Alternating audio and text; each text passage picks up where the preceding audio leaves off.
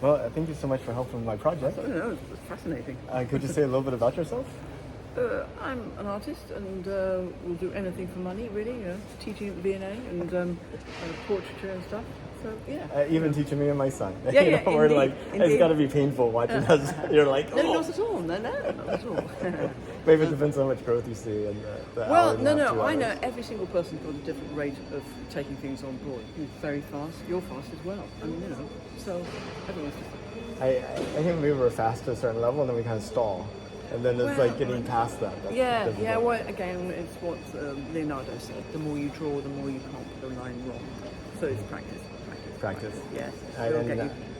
and then, like you said, drawing what you see, not what you think you see. Not what you recognise. Not what you recognise. Yeah. Otherwise, you do all eyebrows like that. Yeah. I know, I do. Yeah. So the moment you start looking, you start realising it's a shape you've never seen before, looked at.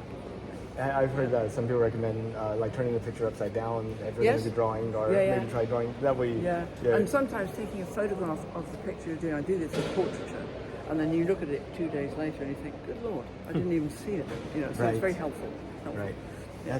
That's really interesting. And then you just think about now that you put like grids and stuff, like projecting, and then indeed. Yeah. Interesting. So 3 dimensions onto 2-dimensional surface is a real, sort of, you have to use judgment. Practice. Well, I wanted to ask you, did you know that NASA's planning to send astronauts back to the moon for the first time since 1972? I didn't know that. No. Total ignorance, I can tell you. Yeah. Well, you're not amazing. alone. You're not alone, but like 90% of people I talk to. So what year do they want to go? Right now 2025 is what they're looking at. Okay. They'll send people around the moon in 2024 and then landing back on the moon in 2025. Amazing. Yeah. And talking about art, are you familiar with the astronaut Alan Bean? No. He's like he was an astronaut. He walked on the moon, came back and became a painter. Okay. And he's like painted like these really kind of spectacular moonscapes and things, and he's like the moon's really colorful. It's not like gray. It's like so you might actually be interested in looking at some Alan Bean. Is that BEAN? It is. Okay. It is. I've never heard. Oh, amazing. Yeah. And because those photographs of seeing the Earth for the first time are so moving, aren't they? So incredible. Beautiful. And some of his paintings, he actually put bits of his patches in, which have like moon dust that got collected in them. Yeah. So it's kind of like even kind of interesting. Well, I guess the whole of the universe has evolved together on the chemistry level, carbon and everything. So we're all the same, one hopes, But amazing. God. Anyway, what do you think about us going back to the moon? Good, bad? Yeah, no, good. Yeah, because everything's exploration. It might have to be leveled out in the future, as it were, about what's the best thing to do, but one doesn't know at the moment. But talking about the future, do you think in the future humanity's grown beyond the Earth to include places like the moon and Mars and having people there living and carrying on taking art lessons? Yeah.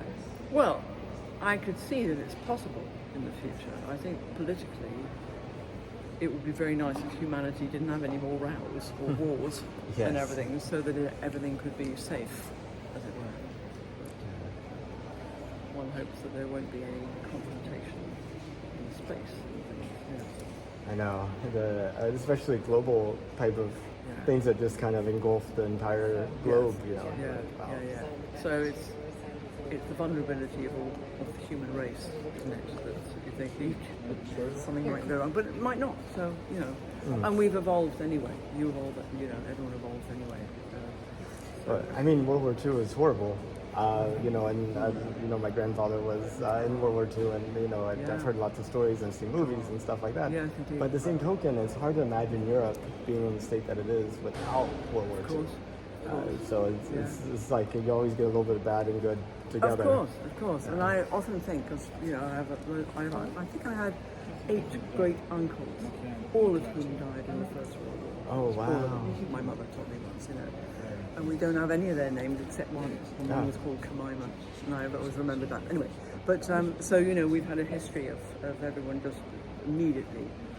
I think as you said earlier, when you come down to protecting your family and your place, you just think, I don't care what happens happens to me, I'm going to go for it. And I think it would happen if it happened again. And I would try to help. I'm probably hopeless with anything, but I would understand that if someone was going to come and take over, like Putin or someone, Right. and I'd think, sorry, mate, you've got to be stopped at some point. You know. Yeah. If you could, would you take a trip to space? No. No. Why No. not? I don't really like going on boats. I like Okay. being on, I'll paddle in the sea and everything. No, I'm a complete wimp. But you like planes? Not really. No, I admire them, and I know that there's very few accidents in aircraft. So I'm thinking, get over it. And I love looking at the clouds and everything like that, but I don't like it. Never been on a helicopter or anything, you know. I'd like to try that because it might be a different sort of physical experience of actually literally feeling being in the air a bit more than an aircraft. But no, it's freaking out. Would you go? I don't know. Space. I don't know. I think I have to. After having this project, really? I have to. Oh, right, okay. But good. after hearing people's hesitation, it gives me second thoughts also. But Well, I mean, there's been that terrible accident in the past where the whole thing blew up. When it was it, the 19 whatever it was, but when that whole aircraft, all that thing from America, and you had lots of people who weren't astronauts on it. Right. It blew up, didn't it? you're talking about like the Teacher in Space, 1986, I think, Something like that. the yeah, Challenger. Yeah, but that's so rare that those sorts of accidents happen. But anything can happen, like the Titanic accident recently. Right, the Ocean Gate thing. You'd think that the engineers and everybody would understand exactly what was happening, and then we don't know, do we, whether it was an accident or whether it was what happened exactly? Do we know? I think what we think happened was the hole imploded because it just couldn't sustain the pressure of the water. Okay. So, But you would think that the engineers would know that, Right. wouldn't you? The depth of water and everything. But anyway, yeah, terrible. Anyway, it is. horrendous. No, I wouldn't do that.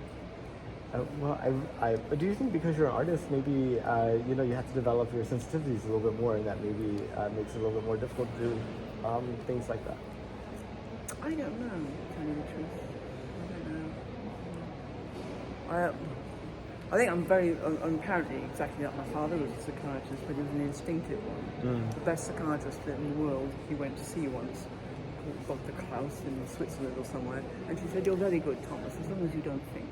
So he had an instinct. He was, of course, trained and everything to do with psychiatry, and so apparently, exactly. So in this, I know something. I don't think I like it, so I don't understand it, unless I have an instinctive feeling about it. And of course, I don't with aircraft and stuff. But I trust people who do it. If I was forced to do it, I would. Well, I really appreciate your time. Okay, no, Thank you so much. No, well, good heavens, how many people?